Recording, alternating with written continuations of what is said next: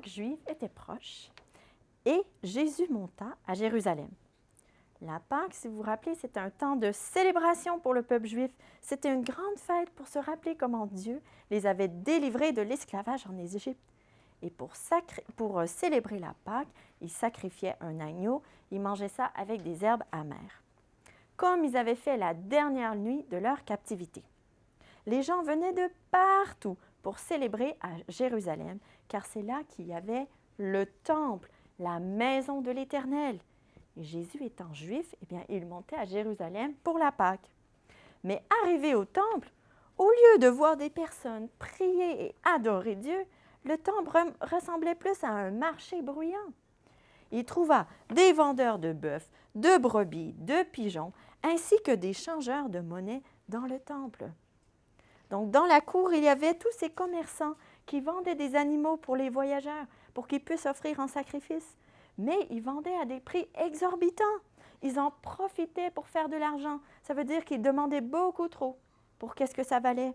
Ils faisaient aussi de l'échange de la monnaie pour qu'ils puissent donner leur argent dans la monnaie du temple, mais ils en prenaient beaucoup plus qu'ils devaient. Et donc, imaginez-vous être les disciples qui arrivent ou être des voyageurs qui arrivent de loin pour adorer Dieu, et puis qu'est-ce qu'ils se font dérober? Est-ce que ça met dans leur... est-ce que ça les aide de s'approcher de Dieu et de l'adorer? Eh bien non, il ne s'appelait pas au Seigneur. Et donc Jésus, ici, voici les disciples qui arrivent, et Jésus qui fait un fouet avec des cordes, et puis il chassa les animaux, les gens, les brebis, les bœufs. Il dispersa la monnaie par terre et il renversa les tables. Il dit aux vendeurs de pigeons, il le dit, enlevez ça d'ici, ne faites pas de la maison de mon Père une maison de commerce. Et ses disciples se souvinrent qu'il était écrit dans les psaumes, le zèle de ta maison me dévore. Et dans Exode, Dieu se présente à Moïse comme étant l'Éternel. L'Éternel est un Dieu de grâce et de compassion, lent à la colère, riche en bonté et en vérité. Et donc, pour que Jésus manifeste sa colère contre eux, ce n'est pas parce qu'il était de mauvaise humeur ou il se sentait offusqué, non. Il s'opposait à l'injustice et au péché. Les marchands, ils exploitaient ceux qui venaient à la maison de Dieu. Ils ne représentaient pas bien Dieu. Leur cœur était attaché à l'argent et non à Dieu. Et donc, les Juifs qui étaient là, ils ont pris la parole et ils ont dit à Jésus, « Mais quel signe nous montres-tu pour agir de cette manière? » Ils sont en train de dire, « Mais pourquoi est-ce que tu dis que c'est la maison de ton Père? Est-ce que tu es le Fils de Dieu?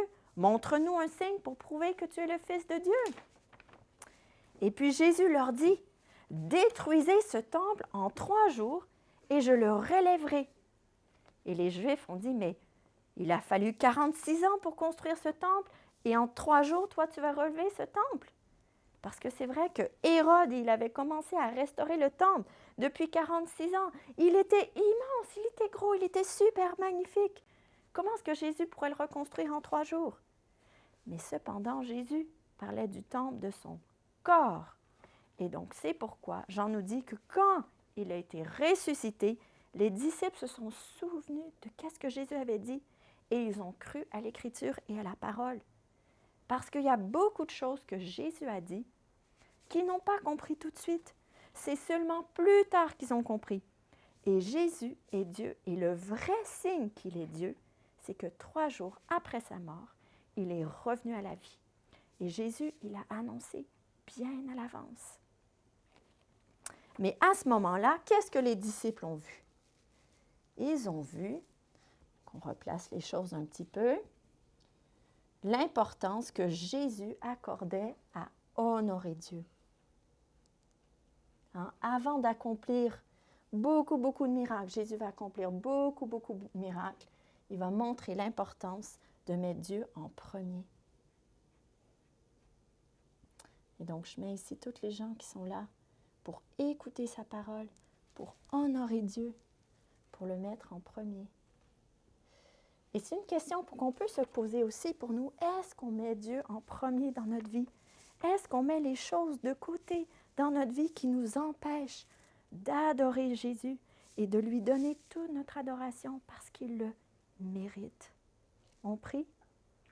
Seigneur, on veut te demander pardon parce que bien des fois, Seigneur, on ne te met pas en premier dans notre vie. Seigneur, tu mérites toute notre adoration.